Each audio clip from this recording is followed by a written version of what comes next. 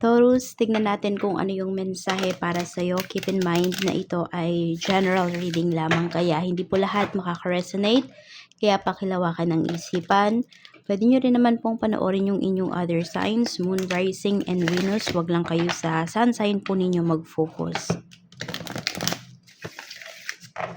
Tignan natin kung ano yung mensahe for you. I'm open to receive any messages, please. Spirit guide for Taurus, Sun, Moon, Rising, and Venus. So we have entangled, a new beginning, and we have wait a little longer. So yan yung energy for you. Titignan pa natin kung ano pa yung ibig sabihin yan at saang aspect yan ng life mo. So ano tong entangled na ito?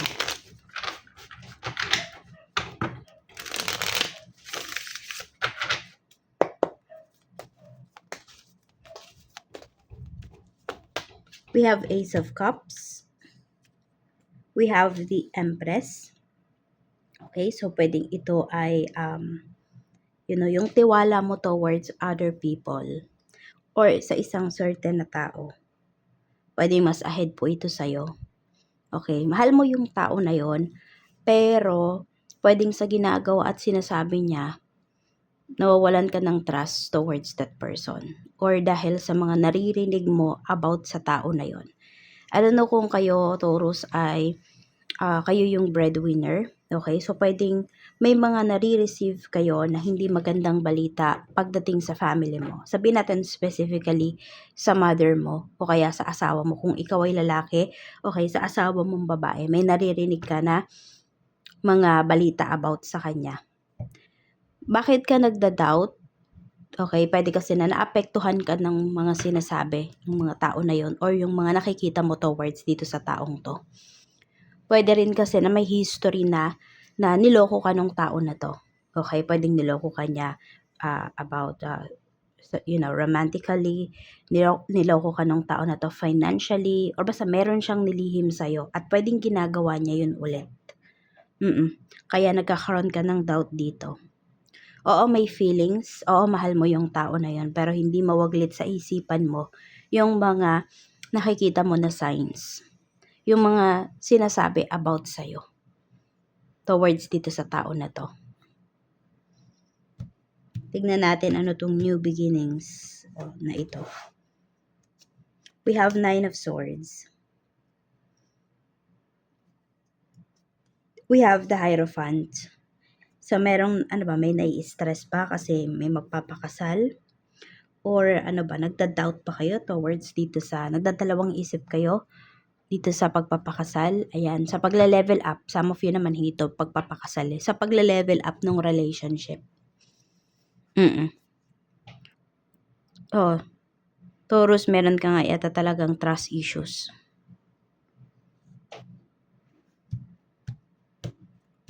In distress yung iba sa inyo ngayon. Tignan natin. Some of you dito sa trabaho to. Dito kayo nai-stress sa work. Pwedeng binigyan kayo ng new task na wala man lang masyadong explanation. Parang bahala ka sa buhay mo kung ano yung gagawin mo. Ano yung gagawin mong atake pagdating dito sa trabaho na to. Pagdating sa project na to. Wait a little longer.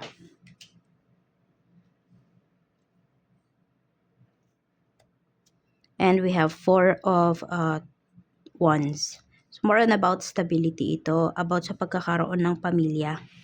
So, kung meron dito, balak nyong magdagdag ng anak, tignan nyo muna financially kung okay ba talaga kayo.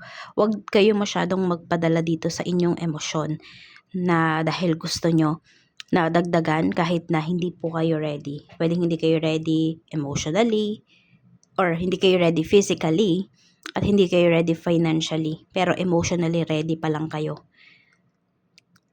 Yun, pagplanuhan nyo po ito, no? Sabi nga, wait a little longer. Kasi pwedeng, ayan, hanggat hindi pa nadadagdagan, no, kung nagbabalak nga dito na magbuntis, ganyan, or magdagdag ng family members, sabihin natin yung iba po sa inyo pwedeng gusto nyo lang ng pets, 'di ba?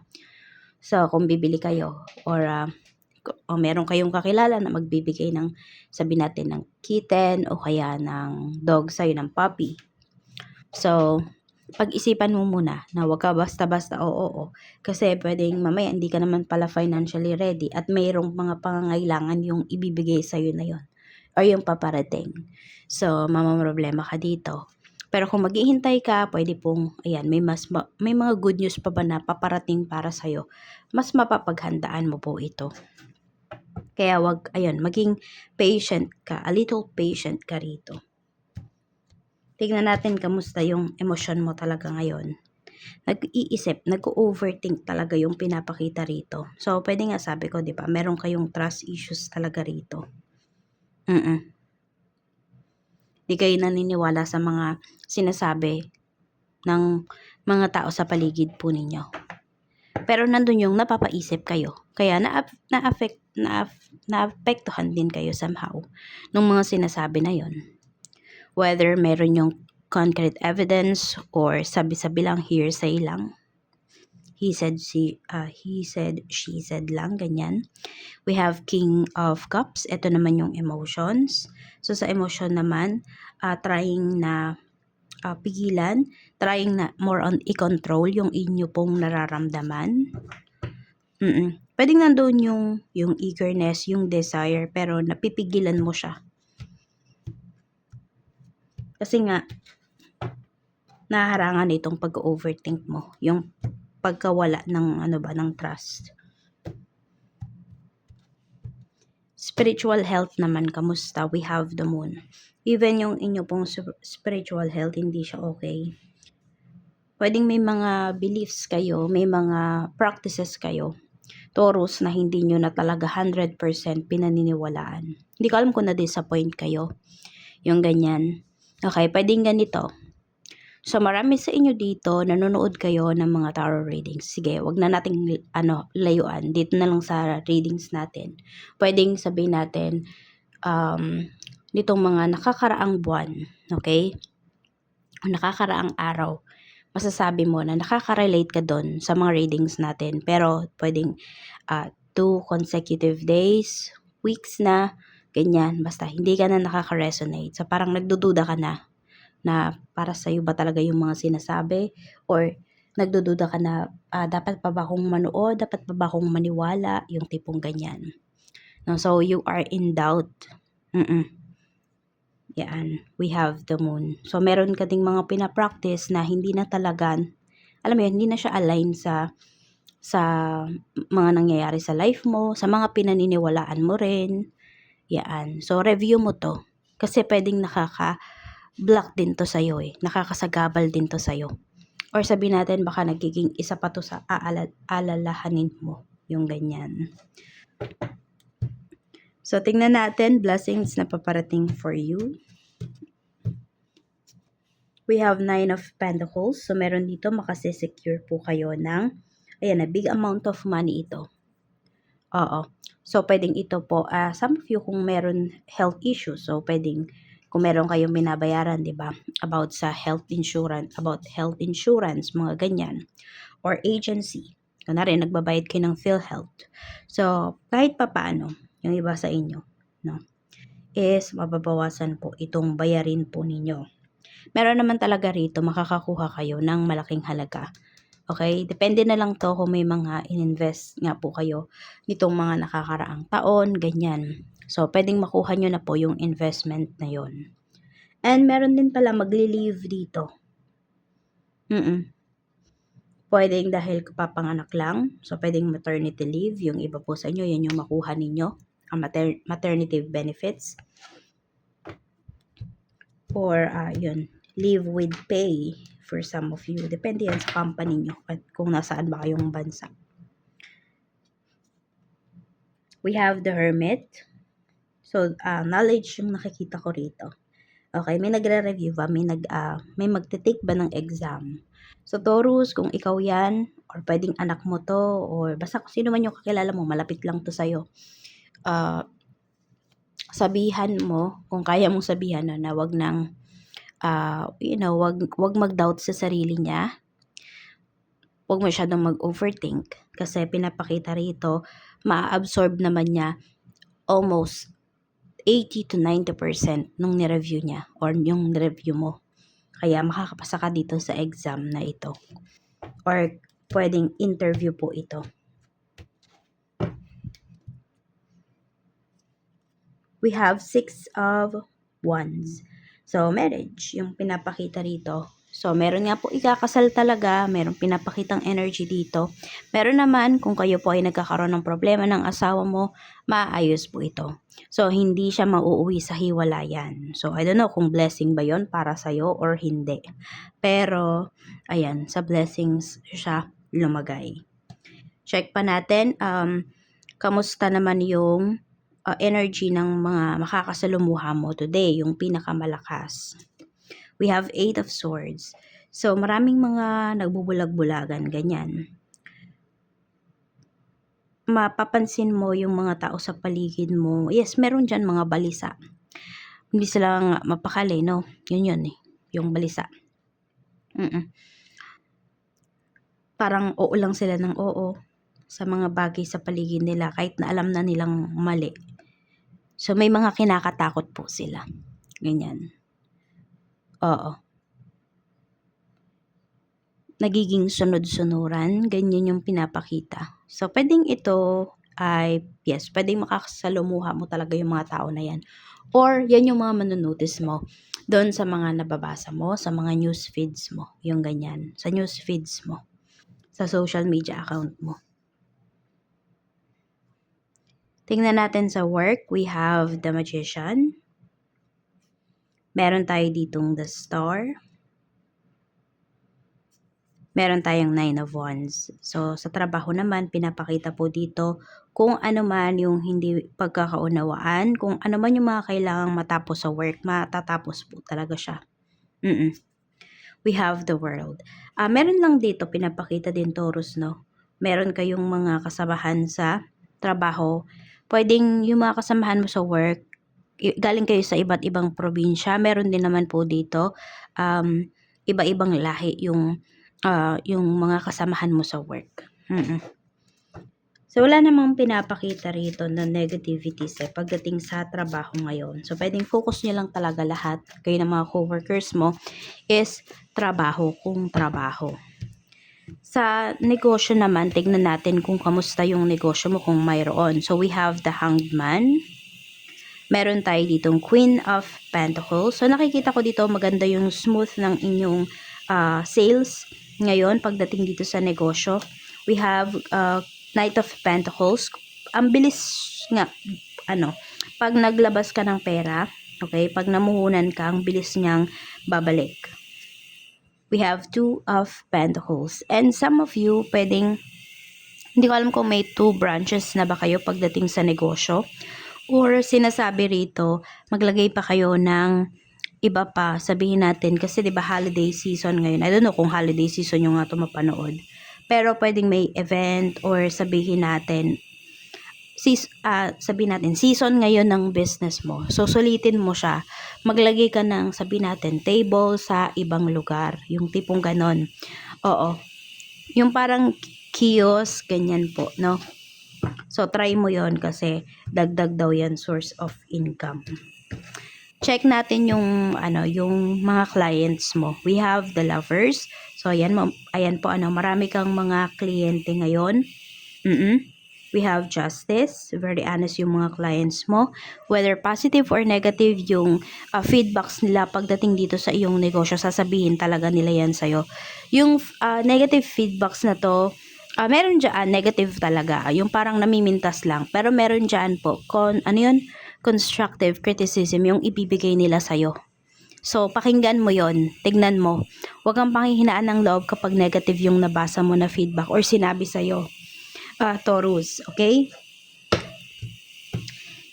Kamusta naman yung staff mo if ever mayroon? So, pasensya na kayo, ayan na, minamalat na tayo.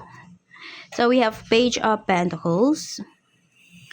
Meron tayo ditong 6 of Pentacles. So, nakikita ko naman dito pagdating sa staff mo, masinop yan sa pera. Okay, hindi po malikot ang kamay.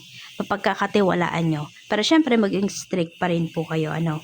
Tapos, meron din akong nakikita rito, pwede na yung kinikita niya dyan sa trabaho. Hindi ko alam kung nagpapaaral siya. Okay, pinampapaaral niya sa sarili niya or meron siyang pinag-aaral. Ayan. O, basta nagagamit sa tama yung kinikita niya dyan sa negosyo. Tingnan natin pagdating naman sa kaperahan, overall energy ng iyong kaperahan. Meron tayo ditong the High Priestess and meron tayong King of Swords. So, maganda rin yung finances ninyo dito. Pinapakita kasi na pinag-iisipan nyo po talaga kung saan nyo ba yan ginagastos. Oo.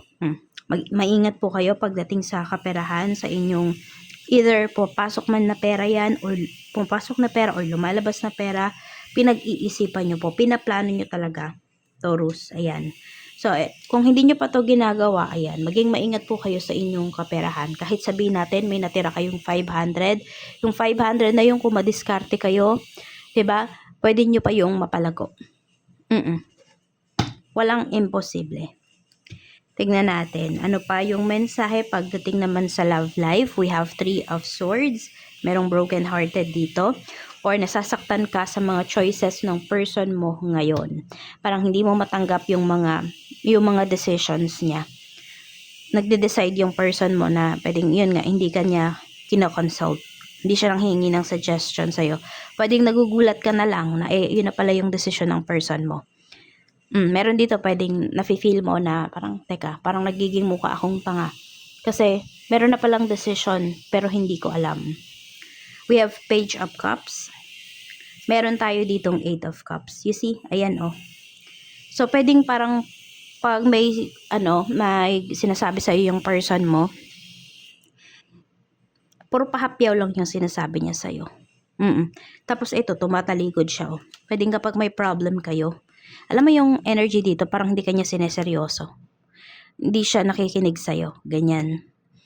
Para bang sa kanya, hindi nagmamatter yung mga sinasabi mo. So, yan yung mga unresolved issues po ninyo. Isa sa mga issues ninyo pagdating dito sa relationship. O nandun yung hindi kanya talaga ginagalang. Sige, sabihin natin. Sinabi niya sa'yo yung kanyang plans. Tapos, meron kang gustong sabihin. Hindi niya yun pinapakinggan. Or basta may sinabi ka sa kanya, may in-advise ka sa kanya. Whether nanghihingi siya or hindi. Hindi niya po ikaw pinapakinggan. Ano yung nafe-feel niya sa'yo? We have 3 of Cups. May third party talaga. Oo. Sabihin natin, kung ikaw yung orig, Taurus, mas nakikinig pa yung person mo sa ibang tao talaga. Or sabihin natin, mas nakikinig pa siya doon sa third party. Okay, ano yung thinking niya ngayon? Masaya naman siya. Masaya siya doon sa mga ginawa niya na hindi niya kinonsult sa'yo. So, yung person mo walang tiwala sa'yo pagdating sa pagdedesisyon. We have Knight of Swords. Gusto niya mabilisan. Ayaw niya nung pinaghihintay siya, yung ganyan. May pag-aaway na pinapakita rito. Pwedeng may batuhan ng mga mga salita ba, ganyan po. Oo, hindi maganda. Medyo nakakasakit po. Ayan, nalaglag kasi. Madadala ng emosyon yung person mo. Super. Hindi niya makokontrol yung bibig niya. Kaya as much as possible, kung alam mo naman na yung ugali ng person mo, wag mo na lang muna siyang sabayan. Kasi nga, may mga masasabi kayo sa isa't isa na hindi ninyo magugustuhan. Pero kung punong-puno ka na, ikaw yung tipo ng tao na ilang beses ka nang nagtimpe, ngayon puno ka na, ayun, sabihin mo na. Need mo na din niyang i-release. Mensahe po natin for Taurus, Sun, Moon, Rising, and Venus. Unplug, sabi rito. Recharge your soul batteries by unplugging from the digital world. Connect with yourself by disconnecting from distractions such as people's to-do list. So, huwag mong pakialaman yung mga tao.